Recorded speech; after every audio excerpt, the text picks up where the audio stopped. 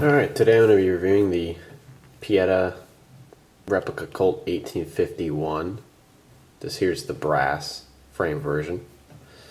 Now, first thing, it is not loaded. As you can see, all of the chambers are empty.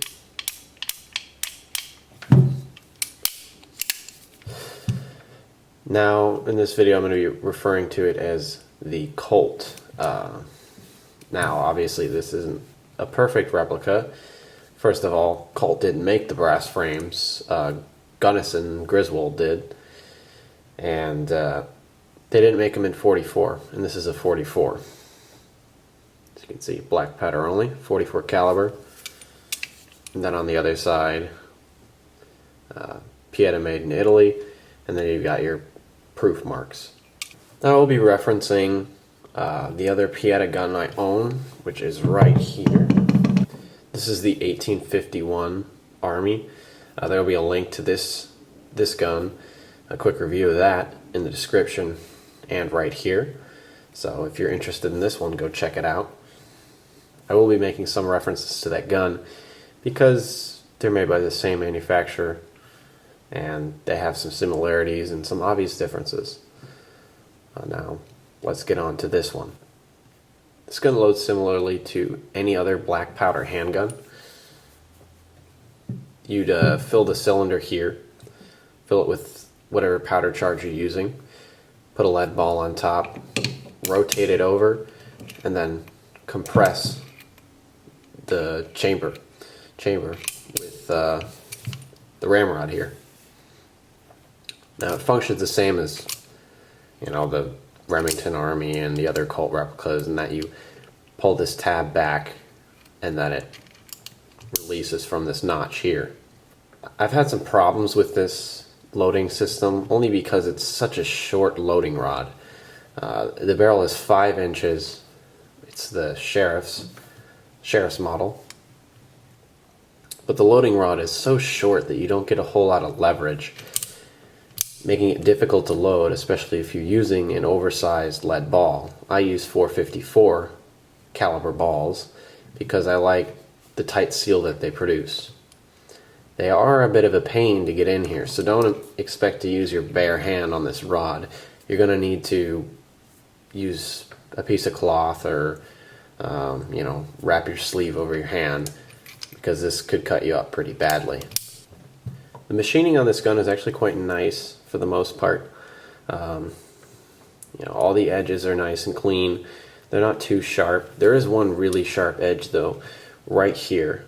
For whatever reason, the recoil shield here has a really sharp edge.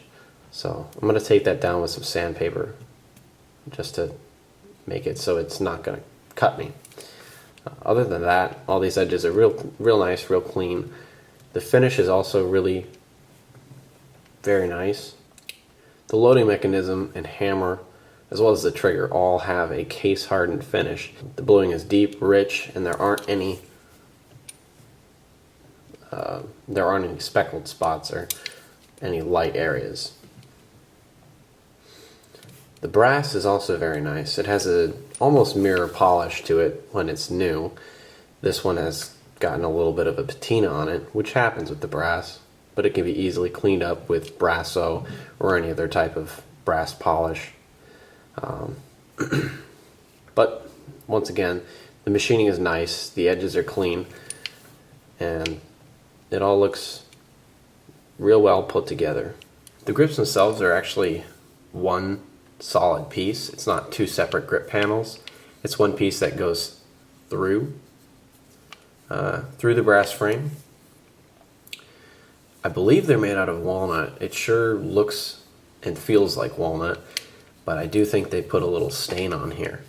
So it may be a similar hardwood. As you can see, mine has some dings and dents in it. I actually purchased this secondhand, but it was unfired. They were just collecting these. I paid $130 for it, but you can still get these online brand new from Cabela's. The regular price is right around $199, but they often go on sale, and that's when you can get them for, you know, like $150, around that area. Now, like with the 1851, my grips are not perfectly fitted. There are some edges that are slightly higher than the metal, and it creates a bit of an edge. It's especially bad underneath here, but I plan to modify these grips to have a much better fit. I do have a video on how to do that. Once again, that'll be in the description if you're interested. It's a slightly different process with this type of gun, but for the most part, the same steps are involved. This gun actually has really nice ergonomics, especially for such an old design. The grip feels great in your hand, and I know Pietta enlarges the little tail down here, but it actually makes the gun feel real nice. I have pretty average sized hands, so you know, those of you who have much bigger hands may not find it quite as comfortable, but I certainly like it. The nice thing about this, compared to a lot of other single action revolvers of the time, is that you don't have to adjust your grip at all to pull the hammer back. You know, right where this is where I'd hold it if I was shooting it. The hammer's right here. I don't have to move my grip at all. Whereas on the 1858, I do have to adjust my grip a little bit to reach the hammer. It's all within reaching distance. Now this is a little bit more front heavy. It actually weighs a little less than the 1858 replica, but it is a good amount more front heavy. Probably due to the fact that the whole barrel assembly is all heavy steel, and there's a big chunk of metal here, but it's still pretty comfortable. Points very nicely, and it just has really good ergonomics. Now let's talk about the action. The action on this gun is real smooth. It's nice. Much smoother than the 1858, even without the adjustable spring tension. On that one you can change the tension of the hammer spring. This one you can't, but it's actually a perfect weight to it. It's not too hard to activate, but it's not so light that the hammer is bouncing back when it hits the cap. The reliability, however, is just not quite the same. Since it's an open top, the caps are more likely to get back in between the hammer and the frame, which can cause some serious malfunctions. The trigger pull is real nice. It's a very light trigger, short trigger pull, and a crisp trigger break.